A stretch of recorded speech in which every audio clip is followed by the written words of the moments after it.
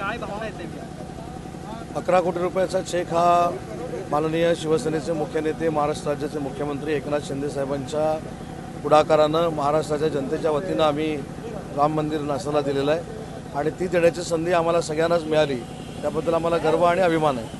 तर 22 तारखेला प्राणप्रतिष्ठा होते, तुम्ही मंदिरामध्ये देखील गेलेला होता.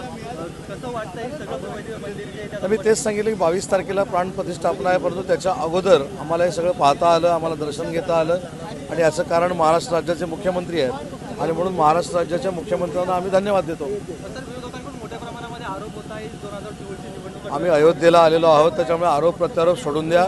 जे आरोप करणारे आहेत ते 25 वर्ष 30 वर्ष 50 वर्ष असे आरोपच करत विरोधामध्ये राहणार आहेत. तुम्ही इतके दिवस उद्धव ठाकरेंसोबत होता, उद्धव ठाकरे निमंत्रण मिळालं नाही सांगतायत ते आता मला दोघा मला वेळेला जाईल. मला त्याच्यामध्ये काही माहीत नाही. मी आता एक चांगल्या कामासाठी एकनाथ शिंदे साहेबांच्या नेतृत्वाखाली या ठिकाणी आलो होतो, त्याच्यामुळे विरोधकांनी जी टीका केली त्याच्यावर देखील टीका करण्याची काही आवश्यकता नाही.